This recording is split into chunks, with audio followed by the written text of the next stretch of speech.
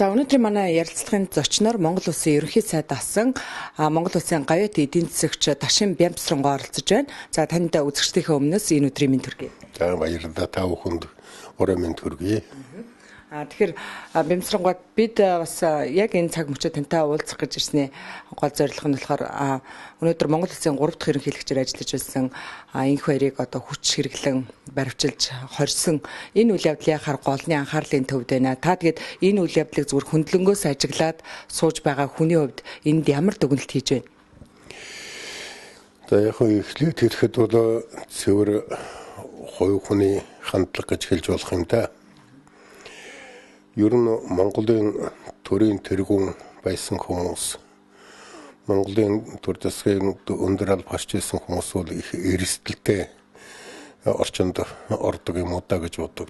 Ер нь түүхээ аваад үзэхэд Богдханд Монголын засгийн газрын үеэс эхлээд 11 ерөнхий сайд гадна дотны оролдлоготой ингээд явчихлаа. Ер нь тэгээд нэр цэвэр явсан хүн цөөхөн дөө. Би өөрөө хүртэл шүүхэн хаалгаттай 58 хоног шүүх хурал дээр элдв юм сонсчод явсан. Тэгэхээр сая энх хоёрын ерөнхийлөгчийг баривчилж байгаа үйл ажиллагааг танай телевиз, егд телевиз тодорхой харууллаа. Ер нь хүний санаанд оромгүй балмад хэрцгий бүтүүлэг л үйл явдал боллоо. Тэр хувь хүний талаас хандаж хэлвэн юм. Тэр хүн чинь Монгол төрийн тэргүүн байсан хүн. Бүх ард түмнийхээ итгэлийг хүлээж ерөнхийлөгчөөр сонгогдсон хүн.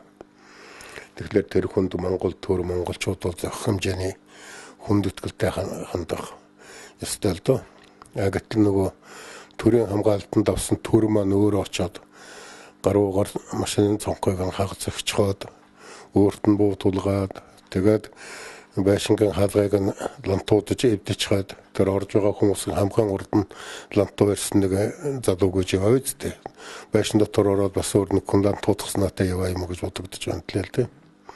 Энээс харахад ер нь нөгөө хүний хамгаалах төр маань харин өөрөө юу хийж үдэ гэсэн ийм зүйл бодогдож байгаа.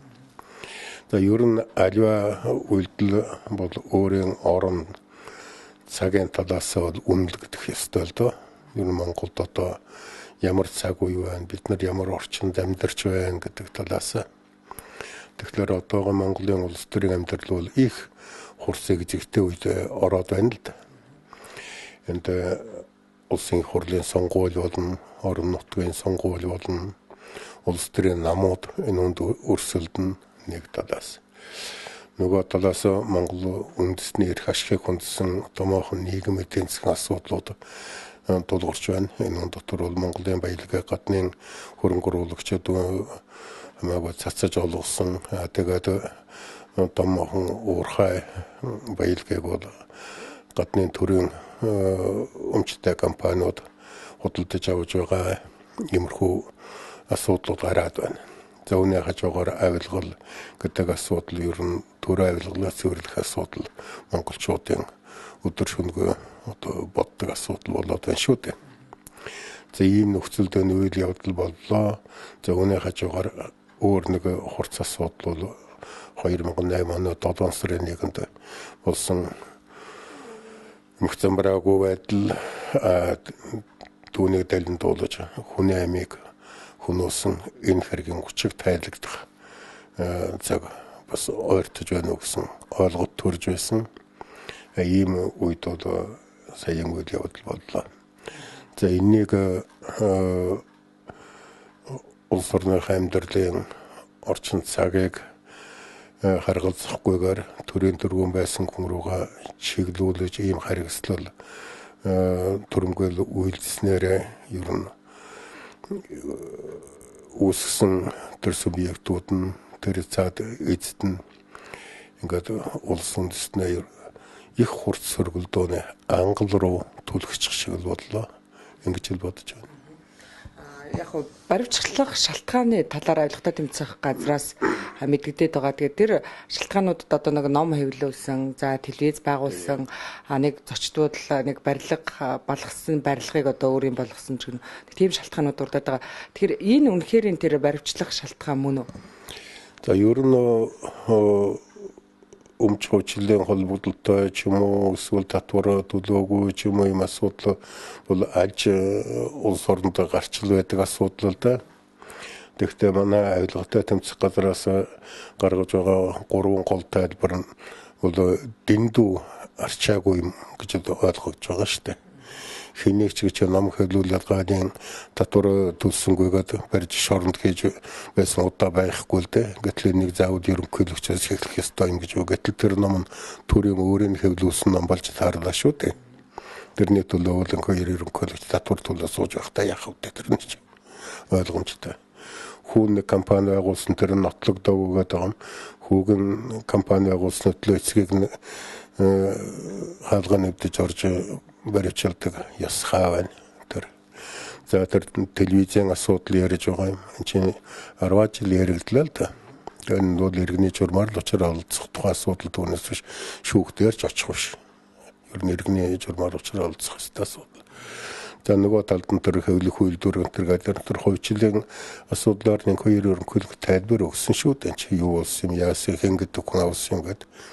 Тэгээд тэрнийг нь нотлох хэрэгтэй шүү дээ. Ер нь тэгээд өөрийг нь заавал баривчлах шаардлага бол тэр авилгатай тэмцэх газрын үндэслэлээс л харагдахгүй байна. Тэгэхдээ авилгатай тэмцэх газрын сони юм яриад байгаа л тэр чинь албадан ирүүлэх гэж. Албадан ирүүлнүүд тэр мэдүүлэг авах газар аваачаад тэндээсээ мэдүүлгээ авна үсттэй. Албадан ирүүлнэ гэдэг хаалгыг нэвдэж ороод буутуулгаад юм эсвэл тэр хүний хувцсны нөсгөлгүйгээр чирээд гарахыг бол албадан ирүүлэх гэж хэлдэг нэр томьёо Монгол улс зохиож байгаа мó хашаан тэрхүү ойлголт төрөөд байгаа юм бол их зөвөө төрүүлж байгаа да ер нь тий.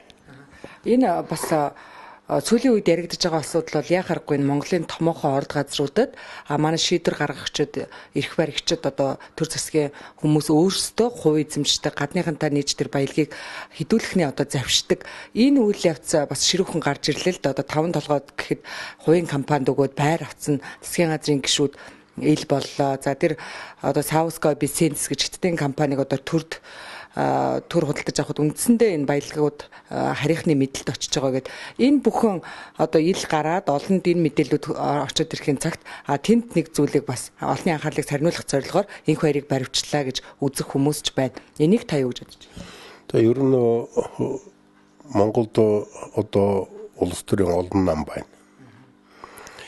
Өнөөдрөөс улс төрийн нөлөөтэй хоёр гол улс төрийн хүчин байна. Нардын нам, арчсан нам хоёр.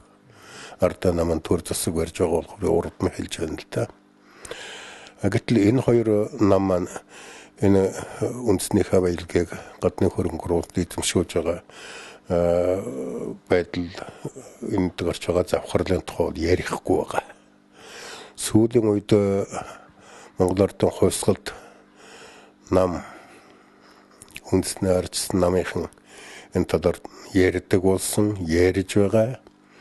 Тэр байтугай ер нь South Korea-сын асуудал бол ер нь сар хүрэхгүй хугацааны дотор шийдэгдээд тэгээд Хятад улсын төрийн өмчит компанид очих ийм мэдээлэл дэлхийн нийтээр түгээд байгаа шүү дээ. Тэгээд энэ асуудыг ярьж байх үед нь яг тэр хүнийг цааш нь хийн гэдэг бол мэдээж эргэлзээ төрүүлнэ л дээ. Ер нь харахад бол одоо энэ ерөнхийлөгчийг барьж байгаа асуудал нь зөвхөн улс төр тэмцлийн агуулгатай биш. За талдаа бас бизнесийн тодорхой бүлэглэл сонирхлын асуудал холилдож байна гэсэн хар төрүүлж л байна л да. Тэрнээс айл харга байхгүй.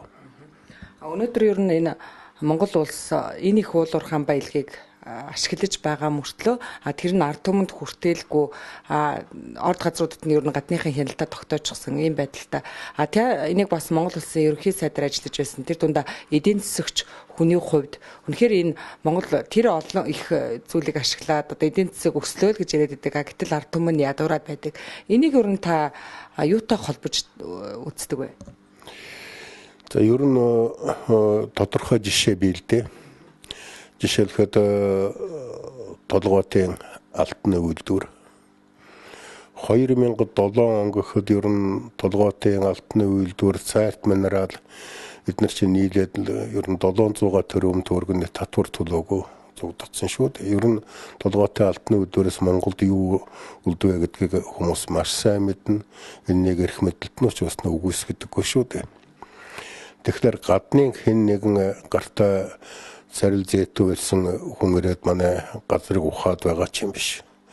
Манай эрх мэдэлтнүүд өөрсдөө гадныхантай нээж гуйлдаж тэр үндэснийхээ баялагийг гадагшин зөөгөөд тэгээд тэдэнд л найр тавьж тэднээс хахуул явж байгаа тухайн асуудал шүү дээ чинь. Одоо Монголын нутаг дэвсгэр дээр олгосон лиценз их юм бол эмхцэн бараагаа алдаж гүйцсэн үе байсан шүү дээ. Одоо ч гэсэн ер нь асар их хэмжээтэй байгаа. Одоо оюу толгойг авсан тэр Фридланд гэдэг нөхөр чинь гадныханд очиод л би ер нь Швейцариас том газартай гэдэл гайхуулдаг юм байна лээ. Тэрний үгтэй зэрэг Фридланд Монгол улс 108,000 км 134,000 км квадрат нутгаа лицензээр өгчихсөн. Одоо харахгүй тэр газар нутаг дээр байгаа тэр овоотын нүүрс нуурхаг зарах гэдэл явж байна. Тэгэхээр хинтээ хамтарч байхад тодорхой байгаа үстэй ч зүгээр л тийм дөрвчин царайсан улсууд л өгсөн бололтой байгаа. За тэгээд ер нь цаашдаа ч гэсэн бидний бодох зүйл бол юу гэхэд гадны хөрөнгө оруулагч гэдэг бол буян үйлдэгчд биш ээ. Цаадуулж ашиг гонжоолохын төлөө яваалсууд. Тэрнийг сайхан үгээр булаад далдлаад тэгээд тэр олон түмний толгойг эргүүлэх гэж оролдог тэднийг нь алуурчд гэж хэлдэг шүү дээ. Хэлмэн гэж. Тэгээд тэр алуурчдаараа дамжуулж л бодлогоо хэрэгжүүлдэг. Саяхан тунгалаг гэж нэг хүн интернетээр материал байршуулсан байна. Тэгээд тэндээс харахад бол ер нь Африкийн Нигерийг балласан 10 хэдэн компани бүгдээрээ Монголд ороод ирчихсэн байна гэж. Тэгээд тэр чинь гүйж яваа шүү дээ. Тэр чинь туршлагатай өөрчлөлт. Тэрнээс болгоомжлох хэрэгтэй юм л да. Гагцхүү манай дагшигт малтмуулан хуулиа хэдийд дахин өөрчлөлөө ийм дархлаа хамгаалт бий болгож чадсангүй л дээ. Тэгээд ерөнхийлөгч Элбэг дорж ашигт малтмуулан хуулийг өөрчлөлт туслуулаад их хурл хэлцэхгүй байгаа шүү дээ тэрнийг. Тэгэхээр энэ юу харуулж байгаа нөхөд манай төр засгийн өндөр түвшинд гадныхны төлөөлөл байна гэдэг нь бол илэрхий байна. За ер нь тэгээд шүүх засаглалын хүрээнд чиглэлээ гэсэн гар хөлн байж байгаа мэдээллийн хэрэгслүүдийн хувьд бол эдэнд худалдагдсан хүмүүс байж байгаа. Тэр эрдэмтдийн дотор төр дүндэр албахашч явсан хүмүүсийн дотор ч гэсэн оюу толгойн талаар юу ярьж юу хэлж байсан улсууд бүгдээр нэр данстай байгаа монголчууд мэдэн шүү дээ. Тэр чинь бүгд худалдагдсан хүмүүс. Та сая эдийн засгийн алуурчид гэж хэллээ. Үнэхээр энэ эдийн засгийн алуурчид гэж их гүрнүүдийн бодлохоор явж баялагтай орнуудыг иргэшээлтэд оруулдаг. Энэ процесс бол одоо олон нийтэд маш ил тодорхой болсон. За эндээс одоо арт түмнийг нь одоо тархийг нь угаадаг, тийм ээ, хэвлэл мэдээлэл хэрэгслийг нь худалдаж авдаг. За удирдгчдийг нь одоо ээлж дараалан шоронд хийдэг, худалдаж авахныг нь авдаг гэл. Энэ болгон ер нь магадгүй энэ бидний уул уурхайтай холбоотойгоор одоо энх хоёр дараагч юм уу ер нь бусад дөрөв тааж бас хэлсэн ер нь ингээд эргээд нэг удирдгчд нэг ийм байдалд ордог гэдэг энэ яваад байгаа юм байна. Би бол энийг үгүйсэхгүй байгаа. Ер нь Монголын шударга их орон сэтгэлтэй хүмүүсийг хэлмэгдүүлэх тэднийг бүр амнасыг хөнөөх хүртэл хорлох энэ явдал саяхан болтол хэрэгцээр дэрсэн шүү дээ. Тэгэхээр өнөөдөр алга боллоо гэж бодож болохгүй. Ер нь дэлхийн колонийн систем 60-аад оны үед задарч унсан. Тэрнээс хойш 50 жил өнгөрлөө. Энэ хооронд тэр мөнгөний сонирхолтой хүмүүсүүд өөрийнхөө арга хэрэгслийг улам нарийн болгоод за төр засгийг нэг хөөхөлдөөмөт болгож тэнцэн тавьчихад өөрсдөө тэдэнтэйгээ хуйдаж баялагийг нь мүлжиж байх нь эсэргүүцэл багтай юм гэдгийг ойлгосон шиг байгаа юм. Тэгээд тэд нар баялагтай орнууд руу шунаж явдаг л да. Одоо их хурал дээр асуудал ярьж байх нь харахад их л тодорхой байдаг л да. Тэгээд тэр оюу толгойн гэрээг батлах үед хэн юу хэлж яснаа бүгд мэдэн шүү дээ. Тэр үеийн ерөнхий сайд би ерөнхий сайдын хувьд толгоогоор хариуцсан гэдэл нэг гэрээний төсөл бариад 2008 оны 3 сард орж ирж байлаа шүү дээ. Тэгээд сүүлд нь тэр гэрээний явсаар байгаа батлагдлаа одоо ямар гэрээ улсныг бүгд харж байна шүү дээ чи. Гэх мэтлэнгээр. Тэгээд ер нь их хурлын гишүүдийн олонх нь тэр гэрээг батлан илгээж гарын өргөсөн улсууд шүү дээ. Тэр дотор бол ер нь гарын тосолсон байх магадлал их өндөр л дөө. Бас нэг үйл явдал нь одоо энэ сонгуульд өгч байгаатай холбоотой за ялангуяа Монгол Ардын Хувьсгалт нам гэж шинэ нам гарч ирснээр за энэ бол өнөөдөр ирэх барьж байгаа ардчилсан нам Монгол Ардын нам хоёрын бас нөгөө ээлжлэн ирэх барих тэр одоо эрх мэдэлд бас мэдээж өрсөлдөгч болж гарч ирэх. Энэтэй холбоотойгоор ер нь өдөртөгчийг нь ямар ч гэсэн барьж хориод одоо сонгуул болтол ингэж хязгаарлах ийм улс төрийн зорилго зохион байгуулалтаа үйлдэлж явж гин гэж хардах хүмүүс ч байна. Энэ бол илэрхий зүйл дээ. Уржигдор тэр хувьсгалт намын бүлгэн ахлагч юм уу ингэ төвшингээд тэр бүлгэн ахлагч юм уу тэр хүн телевизээр ярихдаа ер нь хоёр намын рейтинг ойрхон байсан гэж. Тэгж үг угаагаад авантлаа. Тэгээ нүүд юу гаруулж байгаа нөхөд сонгуул болоход Монгол Ардын Хувьсгалт нам бол ардчилсан намын саналаас бол авахгүй л дээ. Ардчилсан намынхан бол тийшээ өгөхгүй. Тэр ардын нам одоо хуучин хуу нам тэднэрд манай сандлын хувь ахна гэж бууж өгөхөд бор шидмэс дутуу байсан байх л да. Би өөр ардчилсан намын гишүүн хүн. Тэгэхдээ би Монголд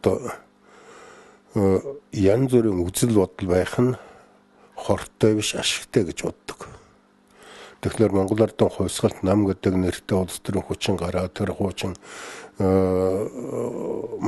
Монгол Ардын Хувьсгалт намын үзэл бодлого уламжлаад яг бол тэр нэгдсэн хүмүүсийн дүүсний эрхийн асуудал шүү дээ.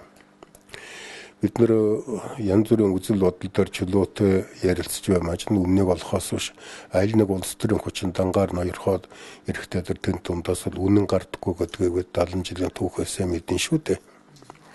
Тэгэх тутмаа одоогоо Монгол Ардын нам гэдэг нь улс төрийн хүчин бол миний өөрийн ажиглаж харж байгаагаар үзэлгүй улс төрийн хүчин. Эдний энэ бүлгийг нэгтгэж байгаа гол зүйл нь мөнгө, албан тушаал хоёр.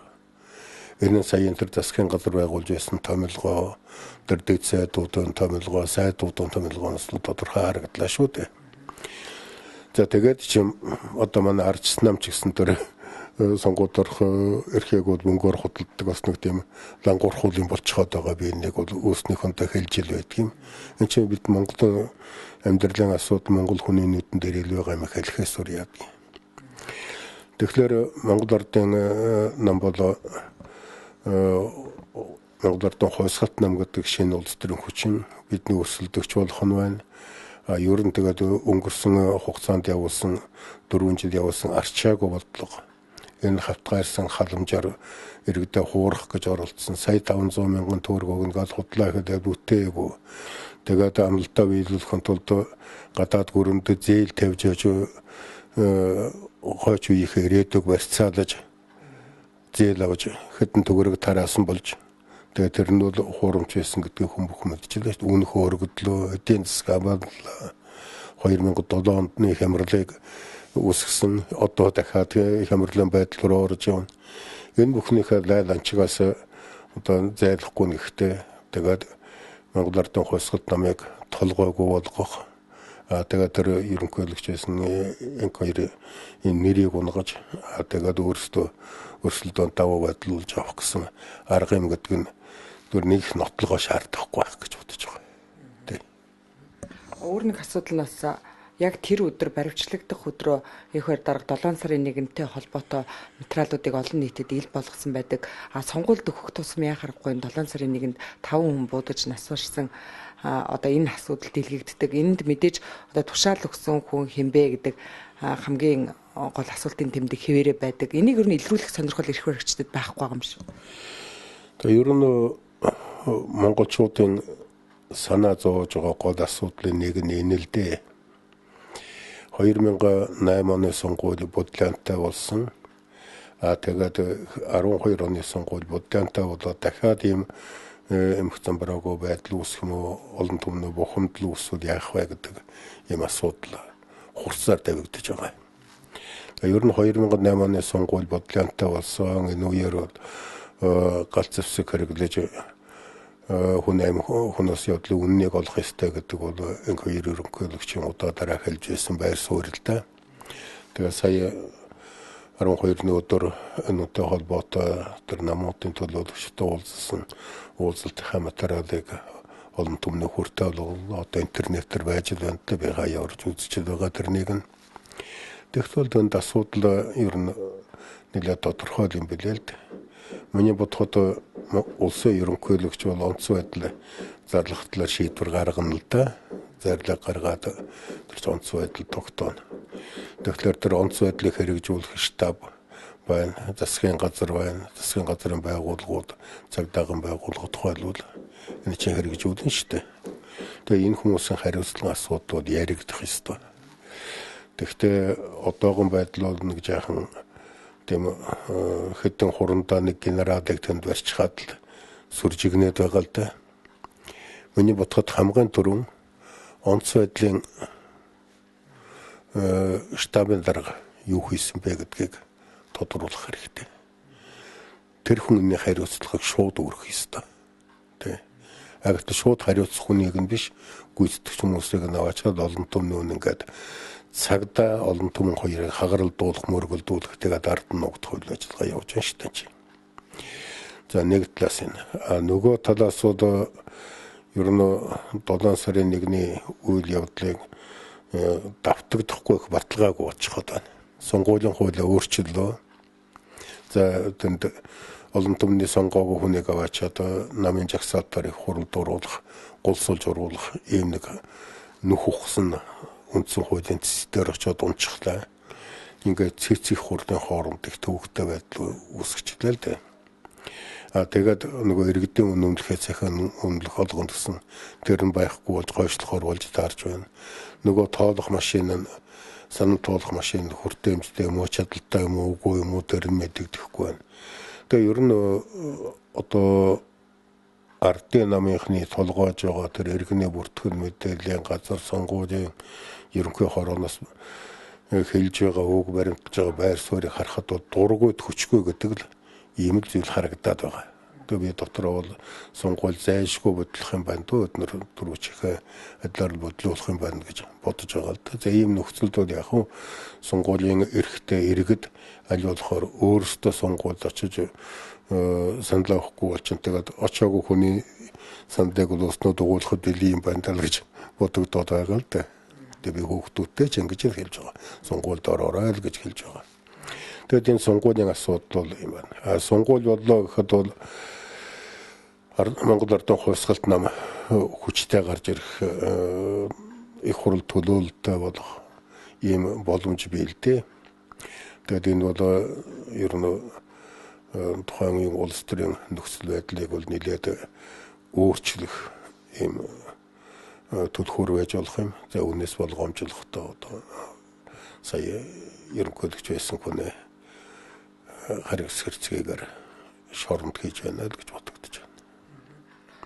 Ер нь энэ Монголын түүхийг хараад байхад үнэхээр түрүүн та бас хэллээ л да Монголын төр зүтгэжсэн хүмүүс бол эргээд маш их одоо дайралт доромжлал тийм ээ маш их хүнд хувь заяатай учирдгаа гэж энэ ер нь юутай холбоотой уг нь бол монголчууд ч одоо төрийн сүлдмэн өршөө гэд төр гэдэг бол өөрийнх нь зүрх сэтгэлд маш их нандин зүйл байдаг харамсалтай нь энэ байхгүй болсоор за би жишээ хэлэлдэ би өөрөө Монгол улсын 17 дахь ерөнхий сайд нь миний өмнөх 11 ерөнхий сайд хүний гарт амир өгсөн юм шүү дээ.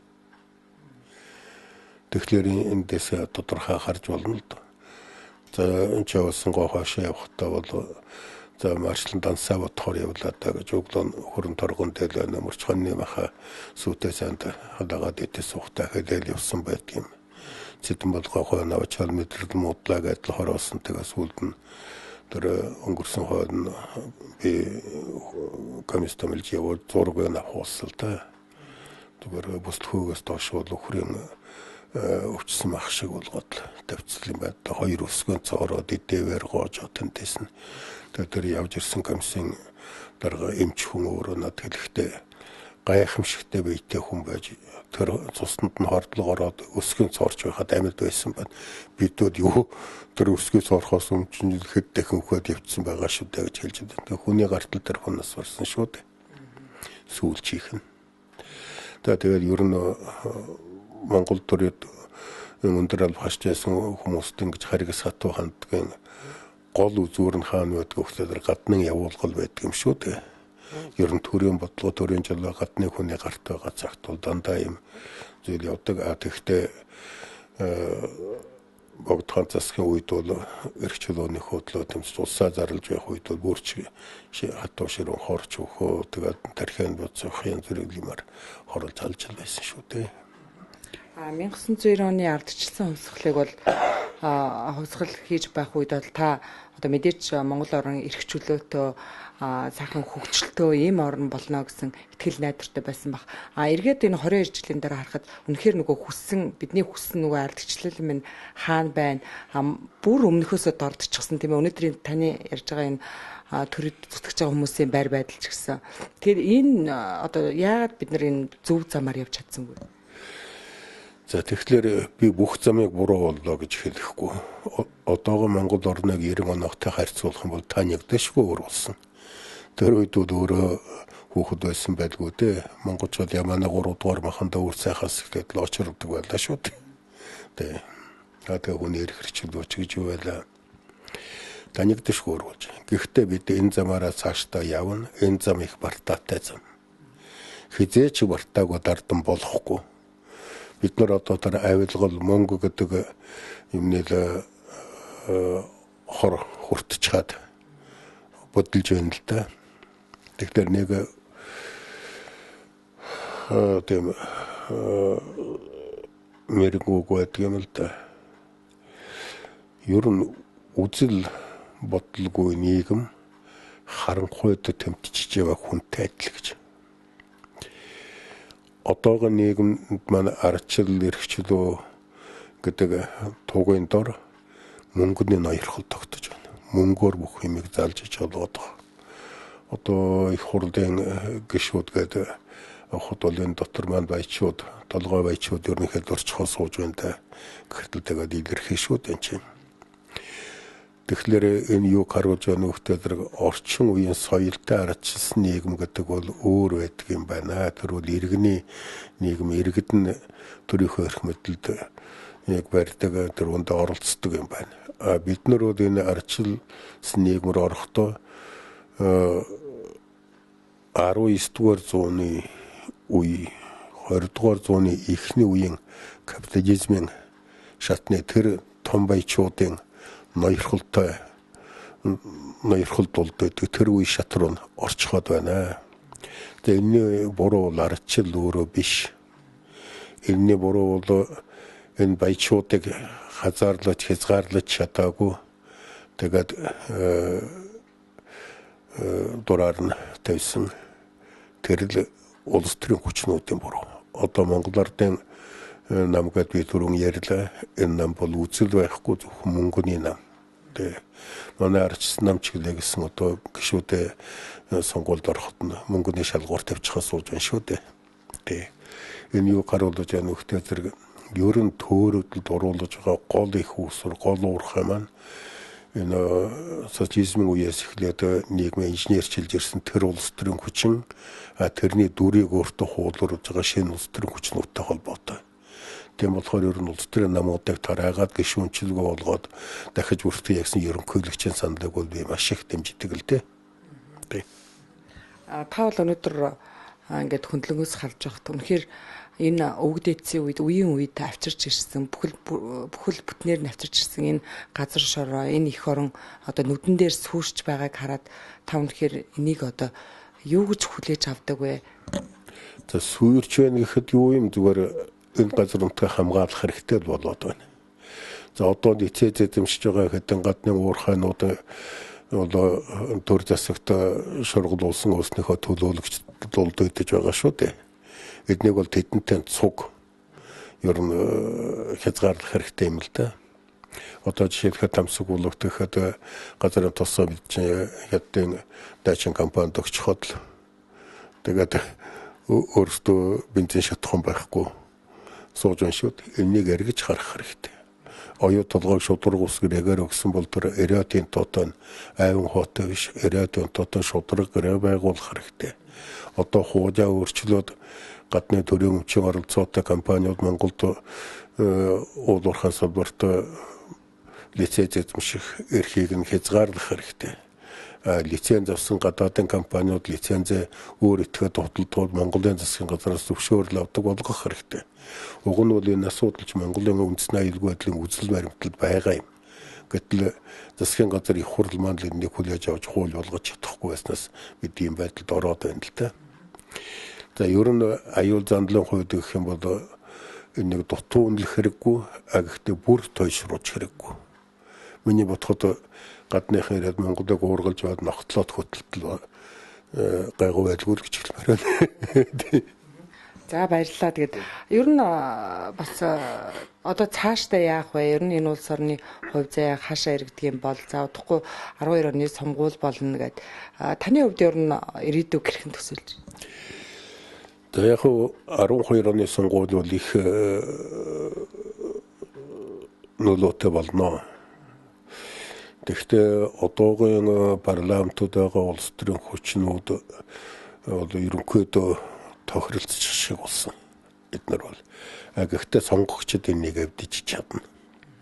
Улс оронд маань ямар асуудал тулгарч байна вэ гэдгийг бол эрүүл нүдээр харах сонголт хийх хэрэгтэй л дээ. Нэг. За жишээлхэд одоо ингээд энэ хоёр ерөнхийлөгчийг гэрээсэн хүчээр төрөмгөөлж балмут хэрцгээгээр барьж явахыг бол монголчууд нүдээр үзлээ шүү дээ. Тэгэхээр одоо төр барьж байгаа улс төрийн хүчин маань хэн байна вэ гэдгийг бид нар баримттайгаар харлаа гэж бодож байгаа. Нүд нэмэлт тухуулах хэрэггүй. Энэ улс төрийн хүчнийг бүр түүхэн тавцсангаас буулгаад хайчмаар санагдаад байгаа. Тэгээс бол учраа олсон хон үндэ бол үндэ гэдэг юм байгаа гэж. Үзэл бодлоор биш ерөн шундлаар явдаг улс төрийн хүчин Монголд хэрэггүй гэдгийг л харуулах хэрэгтэй юм гэж боддог. Одоо ер нь 12 оныг бид нэр давнал да гагц гадны нөлөөнд орохгүй газар нутгаа бүрэн бүтэн байдлаар аваад гарч чадах юм бол эртний манай Монголын нөгөө суутнуудын хэснээр 20 оны үеэс эхлээд Монгол орн бол зам шулуудна гэж тэр нийгэмлэг дотор бодож суудаг. За баярлалаа. Ингээд танд сайн сайхныг хүсье. За зүгээр. За эрхэм үзэгчдээ өнөөдрийн манай ярилцлагын зочноор Монгол Улсын ерөнхий сайд Хасан Бямб сүрэн оролцлоо.